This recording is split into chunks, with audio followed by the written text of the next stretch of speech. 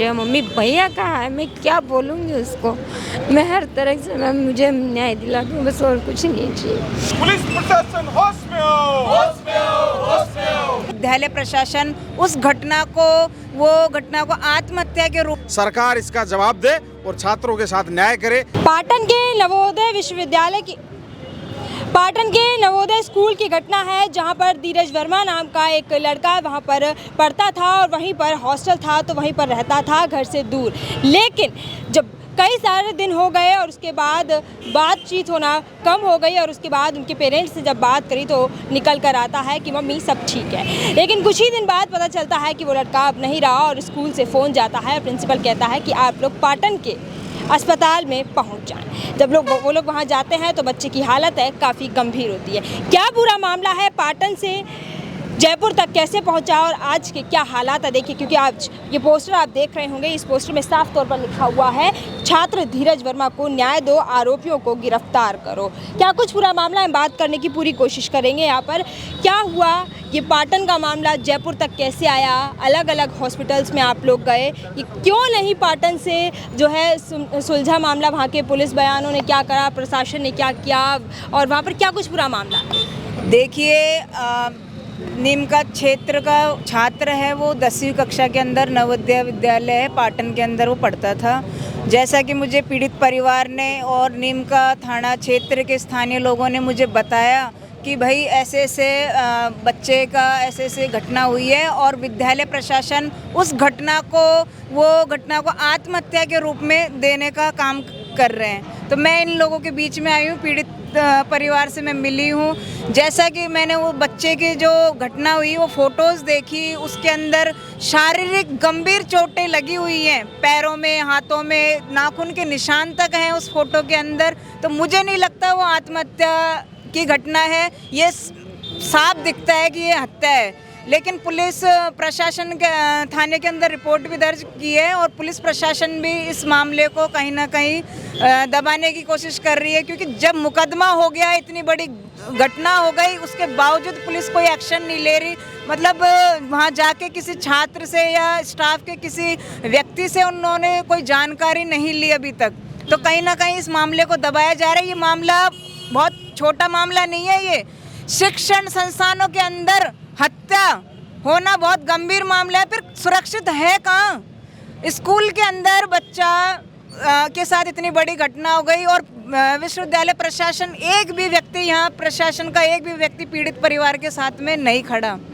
तो कहीं ना कहीं ये जैसा कि मुझे उन्होंने बताया कि बच्चे ने फांसी लगाई, उसके बावजूद वहाँ का खून के धब्बे पड़े थे, उसको साफ कर दिया गया है मतलब, और 8 तारीख को एडमिट कर दिया गया। पीड़ित परिवार को 9 तारीख को सूचना दे रहे हैं। तो ये एक सोची समझी प्लानिंग के साथ में वो काम कर रहे हैं, लेकिन इनकी प्लानिंग को हम फेल कर देंगे। हमारे जितने भी साथी लोग हैं पीड़ित परिवार के साथ खड़े हैं और पीड़ित परिवार को न्याय दिला के हम रहेंगे। आपको कैसे पता चला, आपको इनका साथ कब दिया आपने, आप कब इनके साथ जुड़ी?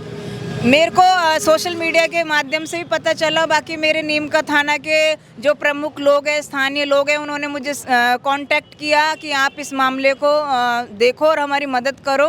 तो मैं यहाँ आज आई हूँ, SMS हॉस्पिटल के अंदर मैं खड़ी हूँ। अभी बच्चे का पोस्टमार्टम चल रहा है, अब इसकी रिपोर्ट आएगी, उसके अनुसार हम रणनीति बनाएंगे कि हम कैसे इस बच्चे को, पीड़ित परिवार को न्याय दिलाना है, किस तरीके से हमको नीमका थाना के अंदर धरना देना है या जयपुर के अंदर देना। हम अभी रणनीति हमारी चल रही है, बाकी हम पीड़ित परिवार को न्याय दिला के रहेंगे।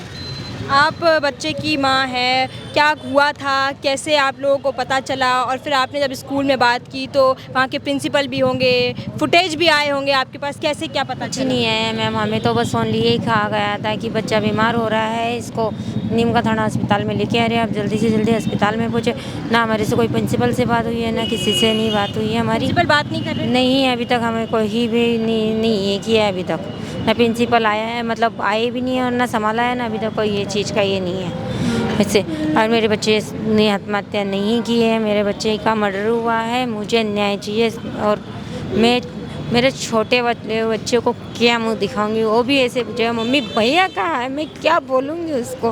मैं हर तरह से मैम मुझे न्याय दिला दूँ, बस और कुछ नहीं चाहिए। ऐसा ऐसा क्यों लग रहा है आपको ये मर्डर है? मेरा बच्चा हर तरीके से घायल हो चुका है, हर तरीके हुआ, कहीं निशान, कहीं कुछ, कभी कहाँ कुछ, दोनों ये फूटी फूटी है, उसके नाखून और उसके पैर घाव, बहुत सी चीज़ें हो रखी है। और जहाँ पर वो फंदा लटका हुआ था वो पूरा हमें स्कूल में अभी तक ही नहीं गए हैं मैम। हमें तो नीम का थाना में जैसे सीरियस हालत में बच्चा मिला है, वही हालत में हम नीम का थाना से जयपुर लेके आए हैं और यहाँ पे भर्ती करवा रखा था। 5 दिन तक उसका इलाज चला है। अब उसने अपनी हो कौन से क्लास में था बच्चा? 10th क्लास में था। 10th क्लास में। प्रिंसिपल का नाम क्या? प्रिंसिपल का तो नाम पता नहीं है, पर वाइस प्रिंसिपल पूनम खेदड़ के- पूनम खेदड़ वाइस प्रिंसिपल है, वही थे उस टाइम पे उसके हाउस वहाँ पे। और बाकी वो सुनील कुछ ऐसा उनका प्रिंसिपल का नाम है। बच्चे ने आपको कभी कुछ बताया था कि कोई बात हुई है या कुछ? नहीं, कुछ नहीं बताया मैम। यहाँ पर देखिए बच्चे के पापा मम्मी दोनों ही हैं। हम पिताजी से बात करने की पूरी कोशिश करेंगे। क्या बच्चे से कोई बात हुई हो, कुछ भी रहा हो? बच्चे से हमारी कुछ ही बात नहीं। हमको तो फ़ोन आया था कि आपका बच्चा गंभीर हालत के अंदर है, हम हॉस्पिटल के अंदर लेके आ रहे हैं, आप जल्दी से जल्दी हॉस्पिटल पहुँचो। हम हॉस्पिटल पहुँचे तो हमारे बच्चे की गंभीर हालत थी। देख के हमने बहुत चिल्लाया, तो हमारे बच्चे के लिए बोले तुरंत से तुरंत इसको जयपुर लेके जाओ। जयपुर के लिए हमने रेफर कर दिया उन्होंने। तो हम लेके आए तो बोले डॉक्टर, वो मास्टर साथ में आया तो बोलता कि हम लेके चलेंगे, वहीं पे लेके चलो बच्चे को। अच्छा, वो अपनी मनमाने वाले हॉस्पिटल में लेकर गए? हाँ, बोले हम लेके चलेंगे, वहीं पे चलो। बोले हम पैसे से इलाज कर लेंगे। नहीं, कैसा हमारे पूरा प्रशासन साथ में है, आपके बच्चे का बड़े से बड़ा इलाज कराएंगे, सब करेंगे। हमने FIR दर्ज करवाई, उसके बाद में सब लोग भाग गए वहीं से, कोई भी नहीं मिला हमको। अभी आपकी विद्यालय के प्रशासन से बात वगैरह नहीं हो पा रही है? नहीं हो पा रही है अभी, कुछ भी नहीं, कोई नहीं आया। ऐसे बोले आपका बच्चा फांसी खा गया, ये बहुत बताया उन्हें। अरे हमारा बच्चा फांसी खा गया तो हमको बताना चाहिए था कि आपका बच्चा फांसी खा गया, आप तुरंत हो, फांसी खाने लायक आओ ना। हम जाने वाले थे उधर, कितना दूर है हमारे से, नज़दीक है। कितनी दूर था आप? नाम 15 किलोमीटर 20-25 किलोमीटर है पाटन।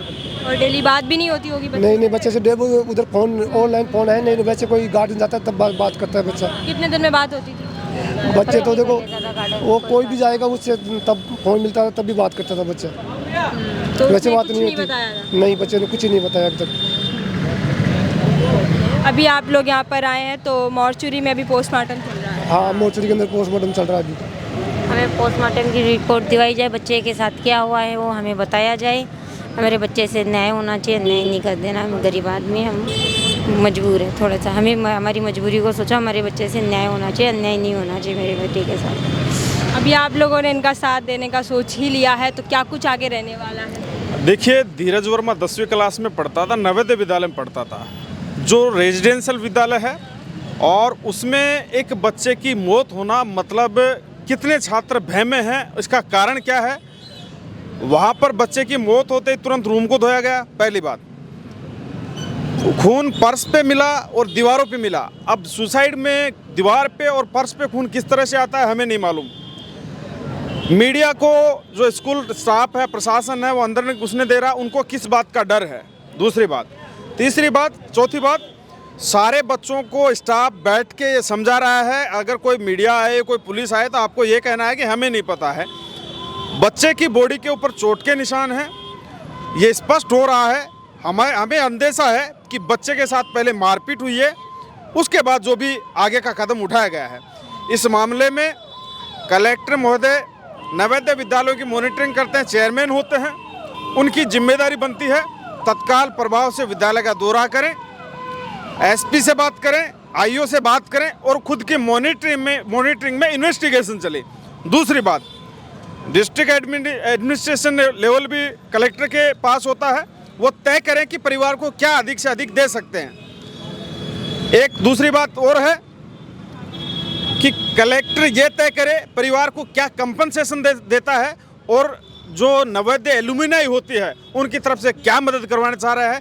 कलेक्टर चाहे तो इसमें घटना को अंजाम देने वाले लोगों को तत्काल प्रभाव से गिरफ्तार करवा सकते हैं।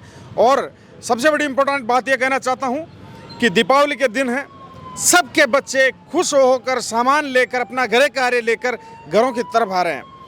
घरों में लोग, परिजन इंतजार कर रहे हैं कि हमारे बच्चे घरों में आएंगे, लेकिन ये किन को कहेंगे? इनका धीरज कहाँ से आएगा? घर पे कहाँ से आएगा? बड़ी हत्या हुई है, घोर निंदा इसकी करता हूँ, और परिवार को न्याय मिले, कलेक्टर इसमें संज्ञान लेकर परिवार को न्याय देने का काम करे। हमने पोस्टमार्टम के लिए कह दिया है, पोस्टमार्टम में तथ्य स्पष्ट हो जाते हैं और पुलिस इसको दबाने की कोशिश करती है तो देखने अंजाम बुरा होगा। हम आज रणनीति बना रहे हैं कि आंदोलन जयपुर में करेंगे। क्या कुछ कंपनसेशन आप चाहते हैं? न्यायोचित हम मुआवजे की मांग करते हैं। वो प्रशासन के लोग बैठे हैं, उनको पता है कि बच्चा नया था, पता नहीं भविष्य में क्या बनता, कलेक्टर बनता, डॉक्टर बनता, कोई पुलिस में जाता, कुछ भी बनता, लेकिन उस अनुसार हम न्यायोचित मुआवजे की मांग करते हैं। ये हमारी इसमें मांग है। पुलिस इस मामले को दबाने की कोशिश ना करे। नीमका थाना के लोगों से भी निवेदन करता हूँ, हम लोग रणनीति बना रहे हैं। इसमें बहुत अन्याय हो गया है।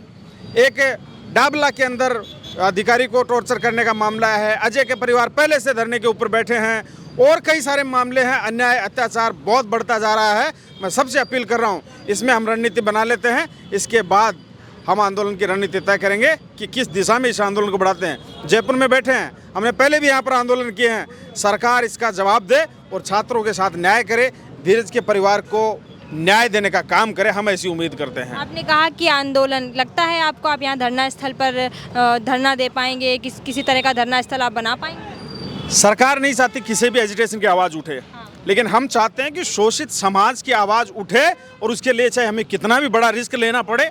सरकार अगर बॉडी लेने की बात को लेकर डराती है, धरना ना देने की बात को कहती है, तो सरकार की सच्चाइयों को तो हम उजागर कर रहे हैं ना। तो सरकार तो नहीं चाहेगी हमें धरना देने के लिए परमिशन दे, लेकिन हम फिर भी परमिशन देंगे, क्योंकि इस मजबूर समाज है, मजदूर समाज है, गरीब समाज है। इसकी आवाज़ उठाने के लिए हमें किसी भी हद तक जाना पड़े, हम इसकी आवाज़ उठाएंगे और परिवार को न्याय दिलाने के लिए आखिरी सांस तक लड़ेंगे। आपका नाम बताइए। श्यामलाल। और आपका नाम? रजनी। आप लोगों ने बोला है कि आंदोलन करेंगे, आवाज़ देंगे, लेकिन अभी आप ये भी नहीं सोच पाए कि यहाँ पर धरना स्थल पर धरना दिया जाएगा जैसे कि हर बार यहाँ पर दिया जाता है, या फिर पाटन में? देखिए, अभी बॉडी का पोस्टमार्टम जारी है। पोस्टमार्टम होने के बाद में हम सभी मिलकर के आपस में रणनीति बनाएंगे और रणनीति के तहत हम अगला कदम बढ़ाएंगे। और अब धरना चाहे एसएमएस हॉस्पिटल इस मोर्चरी के बाहर लगे, या जयपुर के अंदर शहीद स्मारक पे लगे, या फिर स्थानीय जो लोग हैं जो नीमका थाने की बात कर रहे हैं, तो एडीएम कार्यालय का घेराव करेंगे, वो रणनीति तय करेंगे। चेतावनी आप दे रहे हैं? बिल्कुल चेतावनी दे रहे हैं सरकार को। बड़ा होगा इसमें, आंदोलन बहुत बड़ा होगा, क्योंकि ये पहला मामला नहीं है। आज से पहले भी एसएमएस मोर्चे के बाहर कई आंदोलन किए हैं हम लोगों ने। पिछले दिनों बांगरोटा पुलिस थाने के अंदर हेड कांस्टेबल बाबूलाल बैरवाला प्रकरण आप सभी को याद होगा।